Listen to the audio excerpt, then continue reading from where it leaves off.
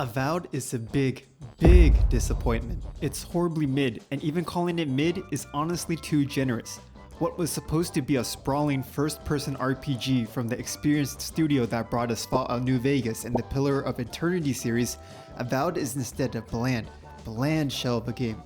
No interactivity, barely any RPG systems, meaningless dialogue choices, ugly character designs, spongy enemies, no set-piece moments, and a forgettable story. Comparing this game to Skyrim is an insult to Skyrim's legacy. Sure, Bethesda has its own misses with Starfield and Fallout 76, but Avowed is nowhere near the level of the Elder Scrolls classics that came before it. Let's go over what is good about Avowed first. Well, the combat game feel is pretty good. I enjoyed whacking lizards for the first couple of hours. There are some pretty nice vistas from time to time. The environments are varied and sometimes nice to look at. Some of the side quests are more involved than basic fetch quests. That's about all the praise I got.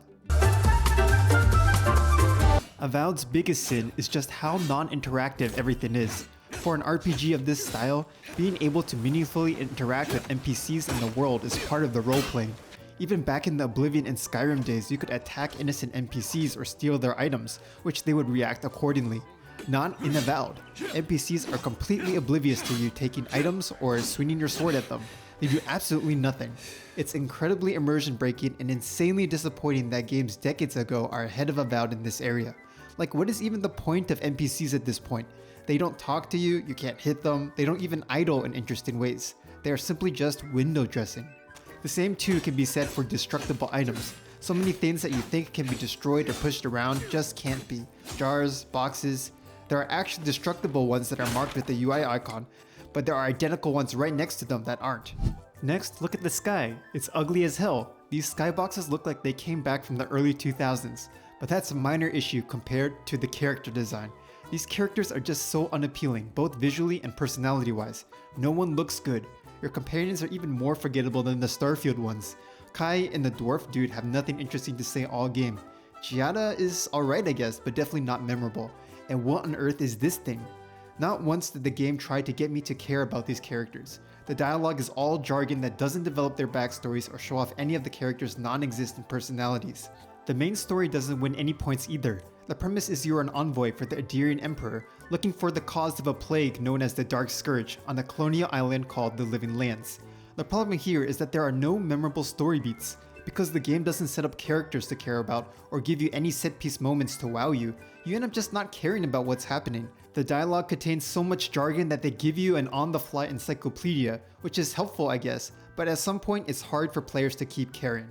There's a voice in your head that keeps talking to you in dreams, similar to Baldur's Gate 3, but here it is way too frequent. The constant interruptions for the voice to spew philosophical nonsense that you just don't care about ruins the pacing. But maybe the pacing should be ruined because the gameplay loop is equally disappointing. I mentioned earlier that the basic combat mechanics have good game feel, and it does. Attacks feel punchy, dodges feel responsive. It's just everything they built on top of that is incredibly frustrating. First, for an action RPG, there's very limited character building with the bare bones skill tree. There are only 5 active skills in the fighter and ranger tree, with only one of those available every 5 levels. The passives are also very straightforward and hardly transformative.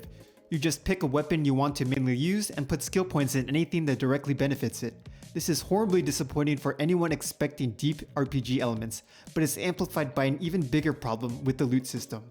Weapons and armor are graded in tiers: common, rare, exceptional, and so forth. The issue is that enemies are also graded at a certain tier, which is known by the color next to their name. Any weapon that you use that is below that tier will deal significantly less damage as a penalty. This is absolutely awful. One moment I'm obliterating lizards with my unique fire sword, and in the next area the same sword does barely any damage, just because the enemies are artificially tiered higher. It's not like the enemies behave or look any different that is representative of the higher tier. It's so gamey and non-immersive. It's so unbalanced. If you don't have gear of the same tier or higher than the enemies, you're practically useless unless you want to whack spongy enemies that take 20 hits to kill. These penalties make it so getting higher tiered gear, no matter what it is your main priority, while your skill tree and party composition decisions are almost meaningless by comparison. The system also makes finding loot to be extremely boring, since almost all of the weapons and armor you find will be next to useless if they're under tiered. You just sell or salvage over 90% of what you find. The gear, apart from the unique items, have no affixes, making every sword identical, every wand identical, and every bow identical. Combat itself too is honestly too fast for its own good. You move quite fast for a first-person melee game, and to compensate, the devs made all of the enemies have fast lunging attacks that home in on you. Why is this a problem? Well, you can't ever space around enemies strategically, as you have no ways of knowing their effective ranges. It feels cheap being far away from an enemy and then it dashes to you immediately to land a hit you couldn't see coming. If the game's movement was slower, we could have had more hitbox-driven gameplay that rewarded spacing and pattern recognition much better. Instead, there's a lot of guesswork on when an enemy is even in range to hit you. Stealth feels simplified and underwhelming. Guns have a range limit, which really takes you out of the moment when you line up a shot perfectly, just for the game to not register it at all because it is out of the weapon's range. Finally, there are only like 6 enemy types in the entire game. 10 plus hours in and I'm still fighting the same exact mushrooms, spiders, bears, and skeletons as I did in the first 2 hours. Again, only artificially tiered higher to do more damage and to be spongy as all hell. Bosses are also a complete letdown. They are almost all just larger versions of your normal enemies, just with even more health.